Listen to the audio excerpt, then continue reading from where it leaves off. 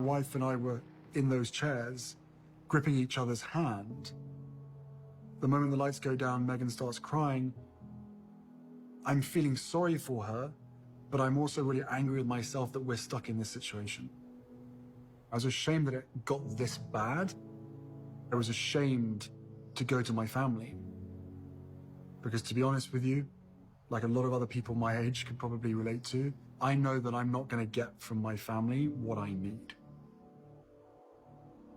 I then had a son who I'd far rather be solely focused on, rather than every time I look in his eyes, wondering whether my wife is going to end up like my mother and I'm going to have to look after him myself. That was one of the biggest reasons to leave. Feeling trapped and feeling controlled through fear, both by the media and by the system itself, which never encouraged the talking about this kind of trauma. But certainly now, I will never be bullied into silence. One of the biggest lessons that I've ever learned in life is you've sometimes got to go back and to deal with really uncomfortable situations and to be able to process it in order to be able to heal. For me, therapy has equipped me to be able to take on anything. That's why I'm here now. That's why my wife is here now. That feeling of being trapped within the family is, there was no option to leave. Eventually, when I made that decision for my family, I was still told, you can't do this. I was like, well, how bad does it have to get until I am allowed to do this? Well, she was going to end her life. It shouldn't have to get to that. Do I have any regrets?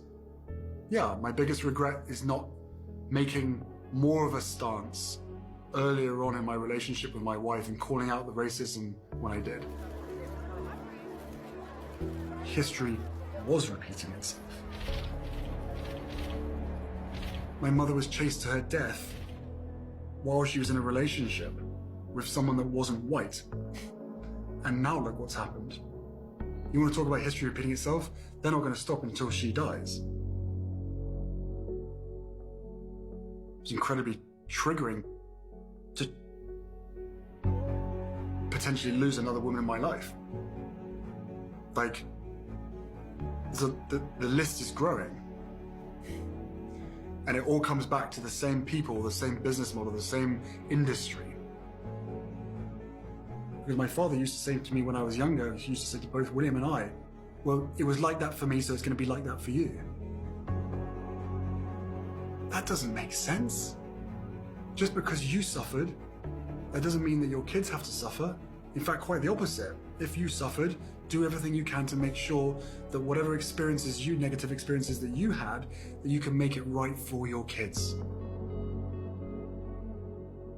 We chose to put our mental health first. That's what we're doing, and that's what we will continue to do.